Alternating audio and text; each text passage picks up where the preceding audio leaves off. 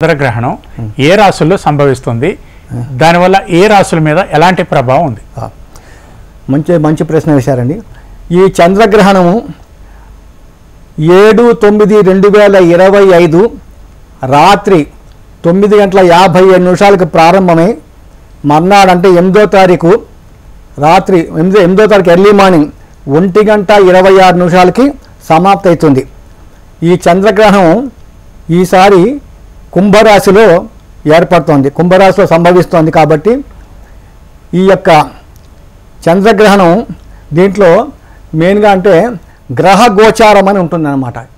ఈ గ్రహ గోచారం అంటే ఈ గ్రహణం ఏర్పడినప్పుడు 1, 4, 8, ఈ 12 ఈ రాశుల్లో జన్మించిన వాళ్ళకి ఈ యొక్క గ్రహణ ప్రభావం చాలా ఎక్కువగా ఉంటుంది.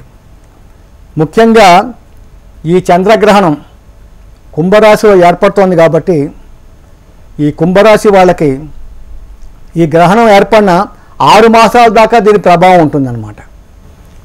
అంటే ఇప్పుడు సెప్టెంబర్లో ఏర్పడుతుంది కాబట్టి సెప్టెంబర్, అక్టోబర్, నవంబర్, డిసెంబర్, జనవరి, ఫిబ్రవరి దాకా దీని ప్రభావం ఉంటుంది. దీని ప్రభావం వలన కుంభరాశి వాళ్ళకి అనారోగ్యం ఏర్పడుతుంది. అంటే ఆరోగ్యం, తీవ్రమైన అనారోగ్యానికి అవకాశాలు ఉంటాయి, ఆకస్మిక ప్రమాదాలు ఉంటాయి.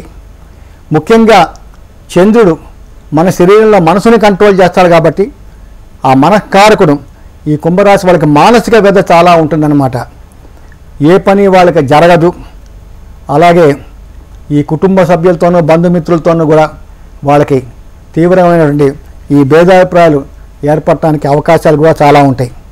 కాబట్టి ఈ కుంభరాశి వాళ్ళు చాలా వరకు ఈ గ్రహానికి ఈ మర్నాడు ఈ గ్రహానికి శాంతి చేయాలి. ఆ శాంతి కూడా నేను చెప్తాను.